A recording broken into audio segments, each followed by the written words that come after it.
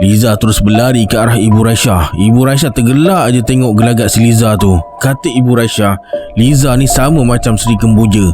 Hanya mereka berdua je yang boleh berhubung dengan harimau putih tu, sebab harimau tu pun pilih mereka juga. Tak syak lagi, Liza memang betul-betul perlukan perlindungan mereka. Lepas tu Ibu Raisya suruh Liza bagi nama pada harimau putih tu. Harimau tu datang dekat Liza dan tunduk. Ibu Raisya letak tangan Liza pada dahi harimau tu. Azil.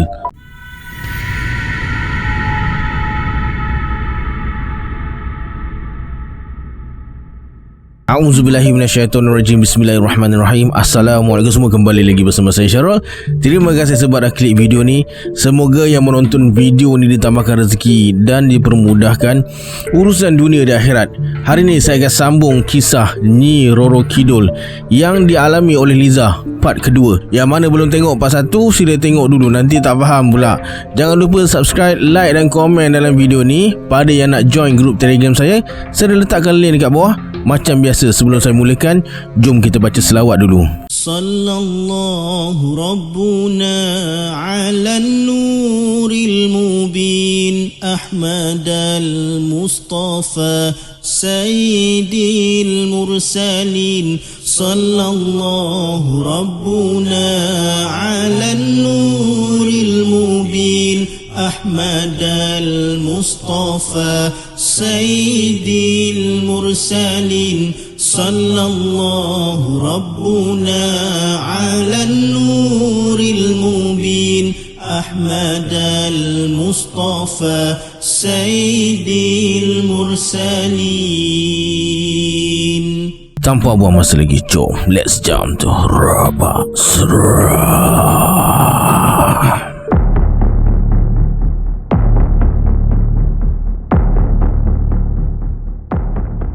Lepas kejadian malam pertama tu, Liza mula rasa tak selesa dengan kehadiran makhluk tu.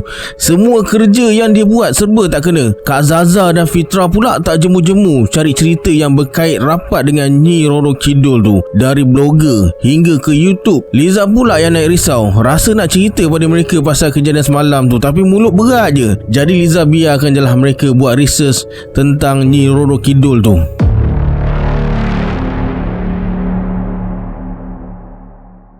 Macam biasa, Liza keluar malam lepak dengan member. Tapi malam tu dia tak ceria sangat. Kawan-kawan dia pun perasan, tak kenapalah malam tu kedai yang mereka lepak ni pasang lagu-lagu lama Indonesia. Naik seram Liza nak lepak dekat situ. Jadi mereka buat keputusan nak balik awal malam tu. Kawan Liza yang dia selalu hantar tu, dia suruh kawan seorang lagi hantar, sebab Liza cakap dia tak sihat, nak balik rumah terus. Jarak dari bandar ke kawasan perumahan Liza ni lebih kurang dalam 45 minit je.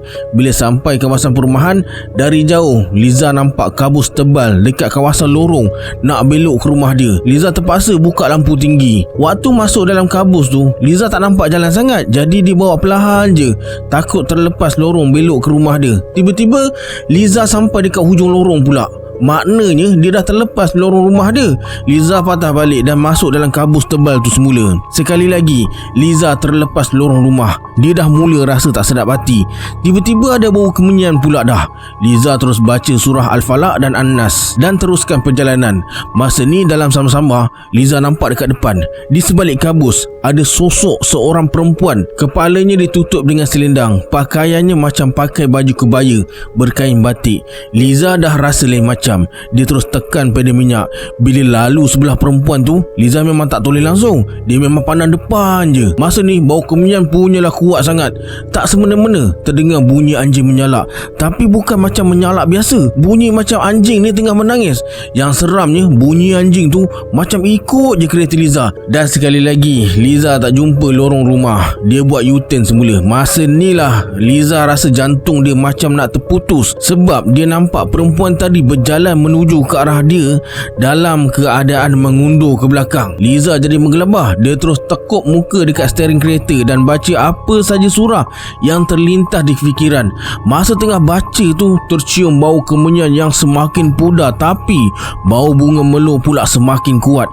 Liza rasa perempuan tu dah semakin dekat dengan kereta dia. Liza baca kuat-kuat surah yang diingat dan terdengar perempuan tu berbisik ke telinga dia dalam bahasa Jawa, bermaksud, aku datang kemari mencari kamu, jiwaku. Liza dapat rasa hangat nafasnya dekat telinga dia. Liza punyalah takut masa tu sampai dia menangis sambil baca surah dengan lantang. Liza pejamkan mata dan tekupkan kedua-dua belah telinga dengan tangan dan tanpa sedar Liza terlelap. Pagi esoknya Liza terjaga bila ibu ketuk cermin kereta masa ayah dan ibu nak pergi kerja. "Liza, kenapa tidur dalam kereta?" kata ibu. Liza tengok sekeliling.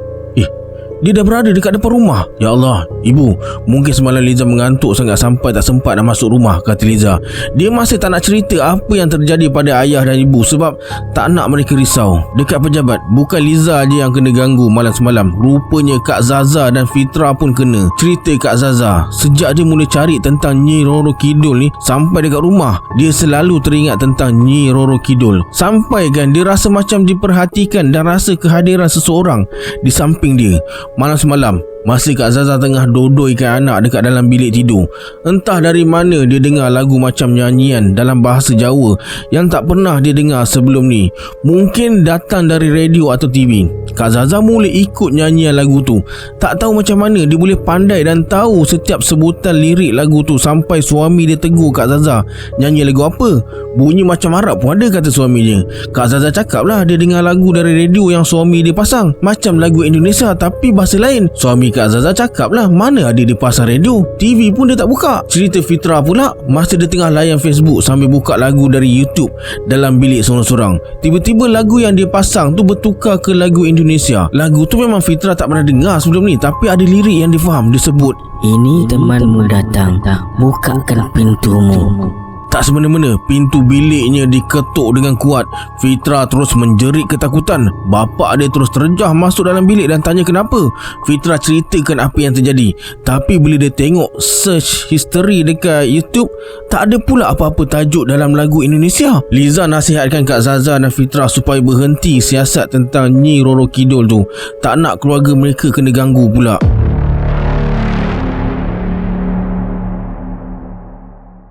Malam ketiga tu Liza buat keputusan nak duduk rumah je ditemani adiknya si Nono, kakak dan Udin, anak kakaknya. Disebabkan suami kakak outstation kan, jadi dia tidur rumah ayah. Ibu dan ayah macam biasalah pergi mengubat orang. Ras pula pergi main futsal. Mulanya semua okey je sampailah Udin panggil Liza. Masa tu Udin tengah duduk dekat tingkap rumah. Udin cakap kawan Liza tengah tunggu dekat luar rumah. Liza dah menggelabah sebab dekat luar tu tak ada siapa. Udin pergi tengok kartun tu, kata Liza. Lepas tu Udin cakap dekat mak dia, kawan Liza suruh dia buka pintu pula. "Siapa kawan kau datang malam-malam buta ni, Liza?" Kakak dah berjalan menuju ke pintu rumah. "Kak, jangan buka," kata Liza sambil berlari tahan kakak dia daripada buka pintu rumah tu. Lepas tu Liza bagi isyarat dengan mimik muka bagi tahu ada sesuatu yang tak elok dan kakak faham. Malam tu mereka buat keputusan untuk tidur dekat ruang tamu sambil pasang CD bacaan Al-Quran. Dalam kakak nak bagi Udin tidur tu, si Udin ni boleh suruh Liza pergi tegur kawan dia dekat luar tu sebab nampak kawan dia tu macam tengah marah. "Tak ada siapa dekat luar tu, Udin tidur," kata kakak dia. Liza dah tak senang duduk masa ni, dan masa ni lah mereka semua tercium bau wangi bunga melo. Nono terus pandang Liza. Liza bagi isyarat supaya diam dan suruh Nono ni pergi tidur je. Liza baca doa dan terus tidur. Pukul 2 pagi, Liza terjaga sebab perut dia memula-mulas nak membuang. Selesai membuang, dia kembali ke tempat tidur sebelah Nono. Sempat juga dia periksa bilik ayah, berkunci. Maknanya mereka dah balik lah tadi. Liza tengok kakak dia baring sebelah Udin. Belum sempat Liza nak pejam mata, dia dengar kakak bersuara, "Kenapa kau tak buka pintu tadi?" "Kak, aku tak nak cakap tentang ni. Esok je cerita, okey? Aku tanya kenapa kau tak nak buka pintu untuk aku masuk tadi." Liza tersentak. Tiba-tiba terdengar Udin menangis. Liza terus bangun dan buka lampu ruang tamu. Kakak tak ada sebelah Udin. Mungkin Udin menangis sebab terkejut dengan suara tadi. Tiba-tiba kakak muncul dari pintu dapur, bawa botol susu Udin. Jadi siapa yang dia nampak baring sebelah Udin tadi? Dan suara siapa tu? Udin tak berhenti menangis walaupun dah bagi susu. Dia menangis macam tengah tahan sakit. "Cik Liza, kawan Cik Liza pukul Udin," kata Udin sambil tunjukkan lengan dia yang merah berbekas macam kena genggam tu. tu. Tak banyak cakap, Liza terus ketuk pintu bilik ayah dan ceritakan apa yang terjadi sebelum mereka semua tidur tadi. Lepas ayah ubat tangan Udin dengan air yang dah dibaca dengan doa, Udin tidur semula. Kemudian Liza, ibu, ayah dan kakak duduk dekat dapur. Masa ni lah Liza mula ceritakan semua kejadian bermula dari Fitra nak balik ke Indonesia tu sampai apa yang terjadi pada dia, Kak Zaza dan Fitra. Ayah hanya mengeluh, ibu pula marah-marah sebab tak ceritakan hal ni pada mereka. Akhirnya malam tu mereka buat keputusan esok nak jumpa dengan Cik Ngah. Esoknya lepas solat maghrib, Liza, ibu, ayah dan kakak pergi ke rumah Cik Ngah. Udin pula, Nono dan Ras jaga dekat rumah. Ibu dah bagi tahu Ras duduk rumah malam tu, jaga Nono dan Udin. Sampai rumah Cik Ngah, ibu terus ceritakan semuanya. Cik Ngah gelengkan kepala je tengok si Liza ni. Kemudian Liza dibaringkan. Dia rasa terkaku, tak dapat bersuara dan buka mata. Liza cuma dengar suara Cik Ngah, ayah dan ibu je yang bercakap sesama mereka. Mereka dalam proses nak berhubung dengan makhluk tu dan sekarang tengah guna tubuh Liza untuk berinteraksi dengan Cik Ngah. Jari-jari tangan mula mengeras. Tubuh macam digerakkan oleh seseorang tapi bukan Liza. Dan bermulalah sesi soal jawab antara Liza, Cik Ngah dan ayah. Macam biasalah keadaan orang kena rasuk. Tak senang duduk si Liza dibuatnya. Tak lama kemudian Liza rasa gelisah dan takut. Dengan mata tertutup, Liza tahu ada seseorang masuk dari pintu rumah Cik Ngah. Kepala Liza mendongak, tengok ke pintu rumah dan ikut ke mana seseorang tu pergi. Liza jadi takut dan cuba jauhkan diri dari orang tu. Kemudian orang tu duduk dekat bahagian kepala Liza. Masa ni Liza rasa ada tangan yang pegang kelopak mata dia dan nampak cahaya putih. Kemudian muncul seorang lelaki tua dengan janggut putih sampai ke dada dan berserban. Tak semena-mena Liza dah berada di suatu tempat yang kosong. Di kejauhan Liza nampak ada seorang perempuan yang selalu dia nampak dalam mimpi dan jaga. Wajahnya tak nampak, yang nampak hanya selendang emas dengan baju hijaunya. Perempuan itulah yang selalu ganggu Liza. Liza nak pergi dekat perempuan tu tapi ada satu tangan pegang bahu dia. Bila Liza toleh, dia tengok ada seorang pakcik tua dengan berjubah putih dan muka berseri-seri. Dia gelengkan kepala menandakan jangan pergi ke arah perempuan tu. Lepas tu perempuan tu kata dia cuma nakkan Liza untuk gantikan kawan Liza sebab Liza yang ganggu dia dulu. Dia tak ganggu kamu, dia hanya nak selamatkan kawan dia dari makhluk seperti kamu. Sebab tu aku nakkan dia. Dia ada kelebihan.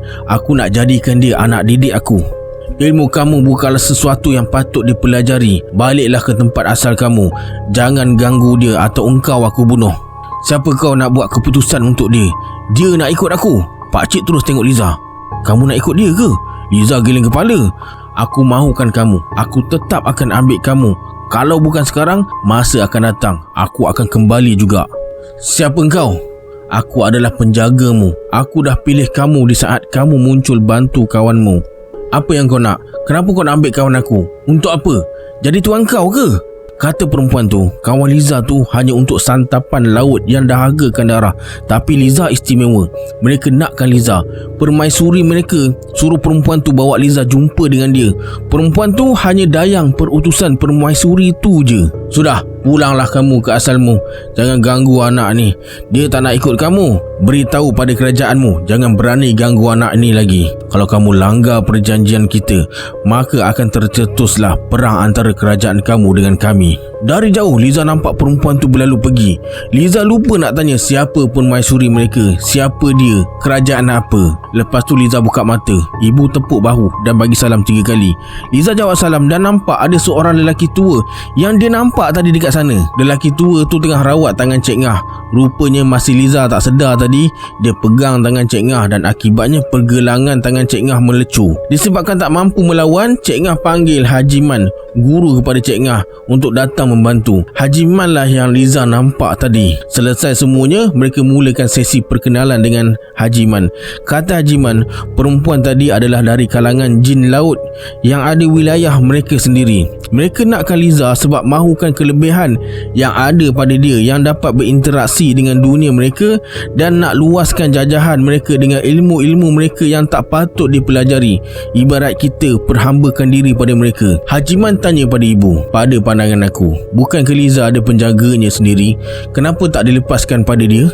Bukan tak nak lepaskan pada Liza, kami risau untuk dia hadapi benda macam ni. Tengoklah sekarang, dia tak nak cerita tentang hal ni dengan kami.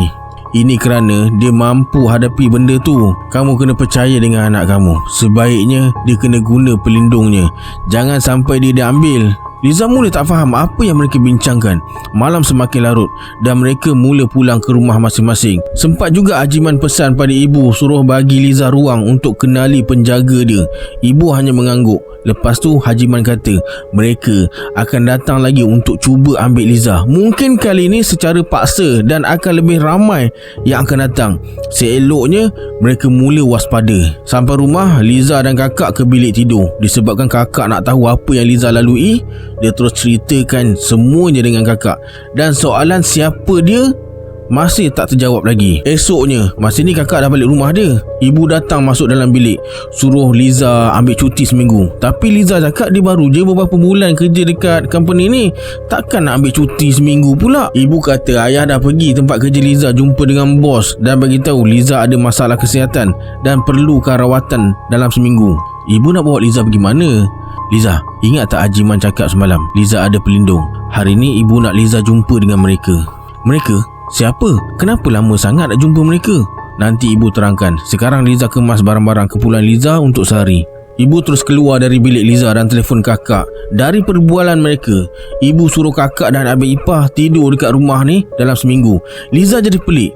Ada masalah lagi ke? Bukankah semuanya dah selesai? Liza pun pack lah selai 2 pakaian dalam beg sandang, bekalan makanan dan minuman. Ibu cakap nak jangka trekking katanya. Jadi Liza siap sedialah dengan pakaian sukan dia. Dari rumah, Liza dan ibu keluar dari kawasan bandar, pergi ke suatu kawasan hutan terbiar jauh dari bandar.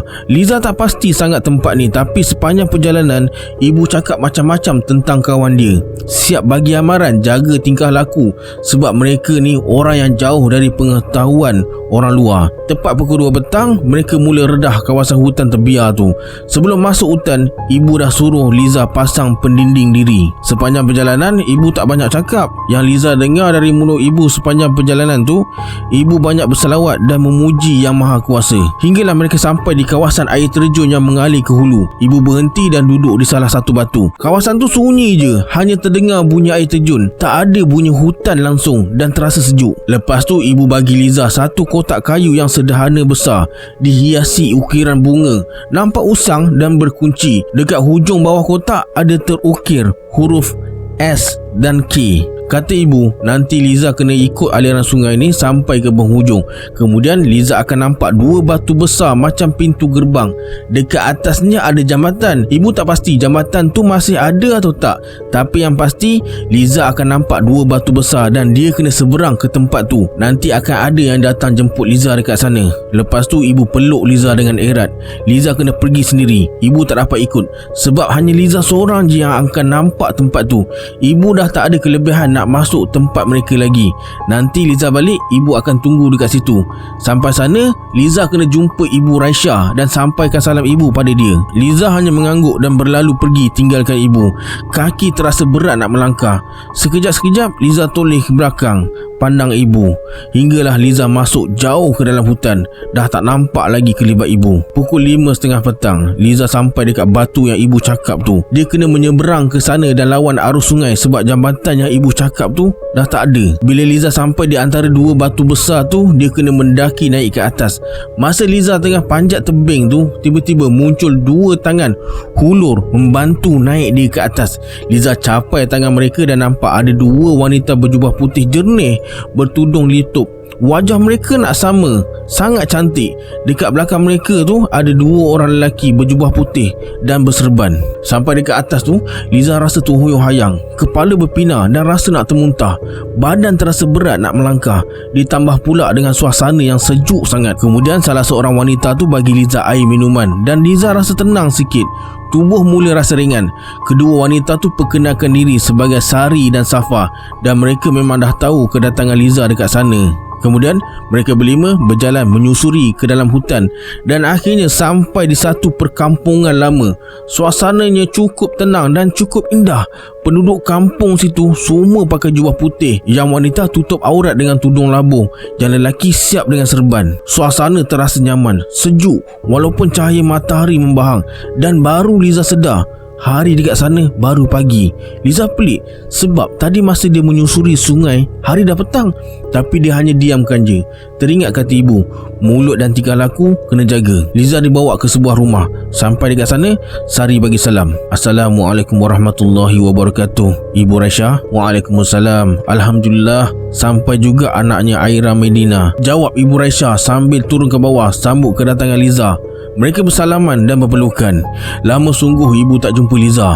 Ibu Raisya renung wajah Liza, macam nak menangis pun ada, tapi Liza tak rasa apa-apa pun sebab dia tak kenal pun Ibu Raisya. Lepas tu Liza ambil kotak kayu yang ibu bagi dan serahkan pada Ibu Raisya. Ibu kirim salam dengan Ibu Raisya dan suruh bagi kotak ni pada ibu. Kata Liza, wajah Ibu Raisya nampak muda, tak nampak tua. Bahkan Sari dan Safa pun nampak masih muda. Tapi kenapa panggil dia dengan panggilan ibu? Masa Liza bagi Ibu Raisya kotak tu, wajah dia nampak berubah sikit. Apa kamu dalam bahaya, Liza? Tanya Ibu Raisya. Liza menggiling. Kamu ada diberi amaran untuk berhati-hati. Liza menggiling juga. Sebelum ni ada yang mengganggu kamu? Tanya Ibu Raisya. Ya, tapi rasanya dah selesai, kata Liza. Lepas tu Ibu Raisya ajak dia naik ke atas. Rehat dulu. Ibu Raisya suruh Safa hidangkan apa yang patut untuk tetamu mereka sebab dia nak masuk dalam rumah dulu. Ibu Raisya masuk ke dalam rumah sambil bawa kotak kayu tu. Liza duduk sambil perhati sekeliling.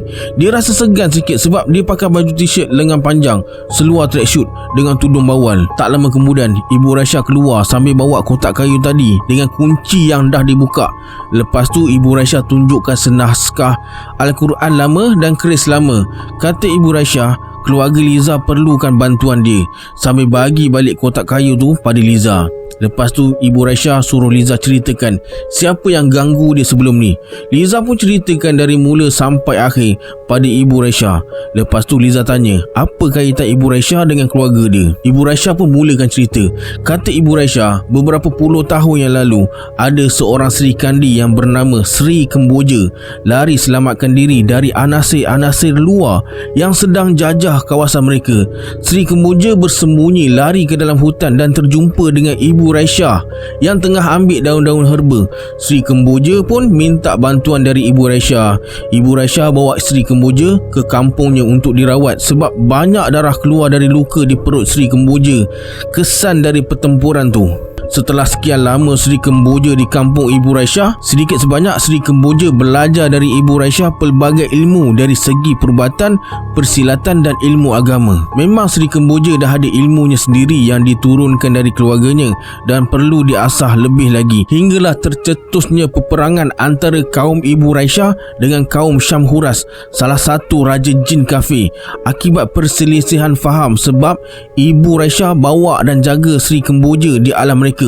Kaum Syamhuras amat bencikan manusia. Sri Kemboja banyak bantu kaum Ibu Raisya dalam menangani kaum Syamhuras hingga kaum Ibu Raisya berhutang budi dengan Sri Kemboja sebab sanggup bermatian lindungi kaum Ibu Raisya. Lepas menang peperangan dengan kaum Syamhuras, Ibu Raisya buat perjanjian dengan Sri Kemboja akan datang membantu keturunan Sri Kemboja yang perlukan bantuan dengan membawa kotak kayu yang dihadiahkan oleh Ibu Raisya pada Sri Kemboja yang ada keris dan senakah Al-Quran di dalamnya. Barulah Liza faham apa makna semuanya ni. Sepanjang Liza dekat sana, Ibu Raisya sedikit sebanyak berkongsi ilmu-ilmu yang perlu untuk Liza lindungi diri sendiri dan perkenalkan Liza pada para pejuangnya, tak kira lelaki atau perempuan.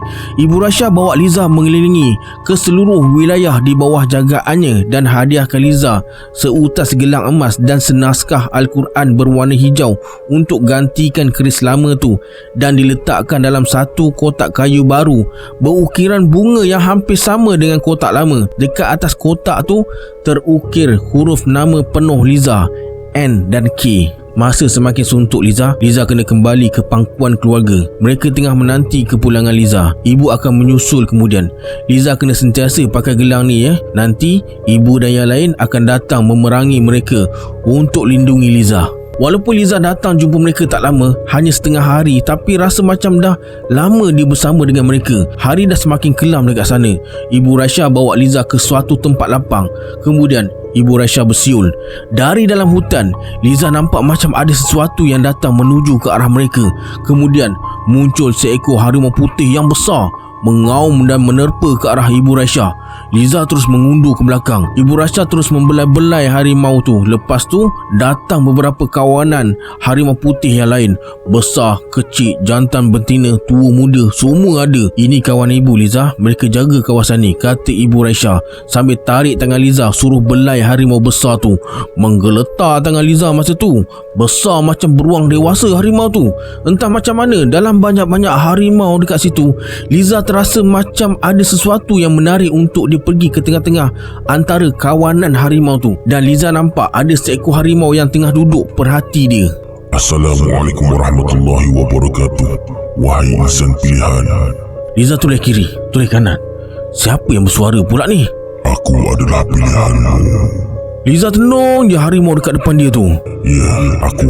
Hanya kamu boleh dengar suara aku, kerana aku jadi pilihan untuk jaga kamu hingga akhir hayat kamu. Liza terus berlari ke arah Ibu Raisya. Ibu Raisya tergelak je tengok gelagat si Liza tu. Kata Ibu Raisya, Liza ni sama macam Sri Kemboja. Hanya mereka berdua je yang boleh berhubung dengan harimau putih tu, sebab harimau tu pun pilih mereka juga. Tak syak lagi, Liza memang betul-betul perlukan perlindungan mereka. Lepas tu Ibu Raisya suruh Liza bagi nama pada harimau putih tu. Harimau tu datang dekat Liza dan tunduk. Ibu Raisya letak tangan Liza pada dahi harimau tu. Azil. Terpancul nama tu dari mulut Liza tanpa dia tahu dari mana datangnya nama tu. Ibu Raisya hanya tersenyum. Kata Ibu Raisya, Azil ni adalah salah seekor dari keturunan harimau yang jaga Sri Kemboja. Liza adalah orang yang kedua lepas moyangnya Sri Kemboja. Nama harimau Sri Kemboja dulu Kejora. Azil duduk sebelah Liza. Kemudian Ibu Raisya dan kawanan harimau yang lain berlalu pergi, tinggalkan mereka berdua. Nama aku Liza. Salam perkenalan. Aku pelindungmu. Aku datang jika kamu perlukan aku. Jadi kiranya kau ni macam saka ke apa? Aku tak nak yang pelik-pelik tau. Dosa. Bergema telinga Liza bila Azil ketawa. Sebenarnya mereka berinteraksi dalam hati je. Liza bercakap macam biasalah, tapi Azil ni buka mulut pun tak. Tapi Liza boleh dengar suara dia. Kata Azil, dia bukan saka, tak ada santapan atau sembahan untuk dia. Dia pun makhluk ciptaan Allah juga yang diwujudkan untuk menyembah dan berbakti kepadanya. Dalam masa yang sama, moyang dia pun berhutang budi dengan moyang si Liza ni. Disebabkan tu, Azil rasa dia wajib lindungi keturunan kawan moyang dia, dan Azil akan datang bila dia rasa Liza dalam bahaya dan amat perlukan bantuan dia. Kemudian Azil bangun dan masuk ke dalam hutan sambil bagi salam. Lepas jawab salam Azil tu, Liza pergi ke kampung Ibu Raisya semula. Ibu Raisya sambut kepulangan Liza. Kemudian mereka berjalan bersama Ibu Raisya dan penduduknya hantar Liza ke batu gerbang tadi. Lepas bersalam dengan Ibu Raisya dan penduduk yang lain, Liza turun ke tebing. Bila dia tengok atas semula, mereka semua dah tak ada. Agaknya mereka dah pergi kot. Lepas tu Liza seberang sungai pergi ke arah air terjun. Tapi dia rasa pening sikit dan terasa badan agak berat. Liza teruskan perjalanan menuju ke arah air terjun tu untuk jumpa ibu. Tapi masa ni Liza rasa pelik sikit. Masa dia naik tebing tadi, hari dah petang. Tapi kenapa bila sampai dekat tempat Ibu Raisya, hari masih pagi? Dan dia turun tebing dari kawasan Ibu Raisya tadi dah petang. Tapi kenapa sekarang masih pagi lagi? Liza tengok jam. Jam dia mati pula. Sampai dekat air terjun, Liza tengok ibu dan ayah tengah duduk atas batu. Liza rasa sangat gembira nampak ibu. Rasa macam dah lama tak jumpa. Mereka terus keluar dari kawasan hutan tu. Sepanjang perjalanan balik ke rumah, Liza cerita pada ibu tentang Ibu Raisya dan penduduknya termasuk Azil. Ibu teruja dengan cerita Liza tu sampai Liza terlelap kepenatan. Dekat rumah, kakak sambut dengan gembira kepulangan Liza. Liza rasa pelik kenapa terasa lama mereka tak jumpa. Sepanjang hari tu, Liza berehat secukupnya dan rasa apa yang jadi semalam tu macam mimpi je. Keesokan harinya, Liza tengok ibu dan ayah ada dekat rumah. Mereka tak pergi kerja ke hari ni? Kemudian Liza ke dapur tanya kakak yang tengah masak bihun goreng untuk sarapan pagi. Kak, ibu dan ayah tak kerja ke hari ni? Hari ni kan hari Ahad, mana ada kerja? Mana ada? Hari ni kan Selasa. Baru semalam Liza pergi sana kan? Liza pergi ke rancangan TV Astro dan memang betul hari tu hari Ahad. Lepas tu Liza berlari jumpa ibu. Apa ni ibu? Tanya Liza. Kata ibu, tempat yang Liza pergi tu hanya Liza je yang boleh masuk dan nampak. Setiap keturunan mereka yang ada kelebihan ni akan pergi jumpa dengan mereka. Memang ibu tak nak Liza pergi sekarang, mungkin nanti, tapi atas nasihat Haji Man, ibu terpaksa hantar Liza ke sana. Waktu dekat sana dengan dekat sini tak sama. Jadi Ibu Raisya tu bukan manusia, tapi orang bunian. Tapi memang Liza betul-betul tak sedar bila Ibu Rasya cakap berpuluh tahun dulu dia jumpa dengan moyangnya Seri Kemboja tu. Seminggu Liza bercuti, dia ingatkan dah selesai semuanya, tapi tak. Perempuan tu datang dengan angkatan tenteranya untuk bawa Liza jumpa permaisuri mereka. 3 hari berturut-turut Liza mimpi didatangi perempuan tu dalam keadaan merayu, marah dan memanggil-manggil. Malam pertama Liza mimpi didatangi perempuan tu dan 2 orang lagi perempuan panggil Liza ikut mereka. Dalam mimpi tu Liza lari selamatkan diri dari mereka sebab mereka kejar dia, meracau-racau Liza dalam tidur sampai Nono kejut dia dari tidur. Malam kedua Liza mimpi dengar bunyi gamelan dan berada di suatu kawasan buluh. Dekat tengah-tengah kawasan tu ada seorang perempuan menari-nari sambil menyanyi. Sedih, sayu sangat panggil Liza datang dekat dia. Tapi dalam mimpi tu Liza larikan diri dari perempuan tu. Sekali lagi Nono kejutkan Liza. Malam ketiga, malam tu hujan lebat. Kebetulan pula elektrik kawasan rumah Liza ni terputus dari pukul 5 petang sampai tengah malam. Dalam pukul 10 malam, Liza sekeluarga duduk dekat ruang tamu. Nono pasang radio dari handphone dia. Tak tahulah kenapa siaran boleh terganggu. Tiba-tiba muncul muzik gamelan Indonesia yang Liza dengar dalam mimpi tu boleh tersiar dalam radio. Masa ni Nono bangun dan terus menari macam tarian ulit mayang. Mata dia tertutup tapi ada senyuman di bibir dia. "Kau jangan ganggu adik aku lah," kata Liza sambil berdiri menghadap Nono. Nono terus berhenti menari. Dengan mata terpejam, Nono tersenyum.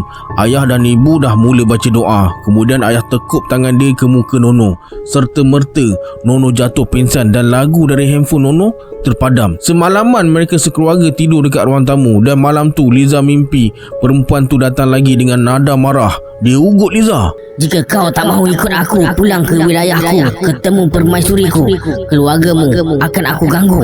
Biar jiwa mereka jadi santapan anak naunganku. Bergema suara perempuan tu sampai Liza terjaga dari tidur. Esoknya kakak dan abang ipar datang rumah.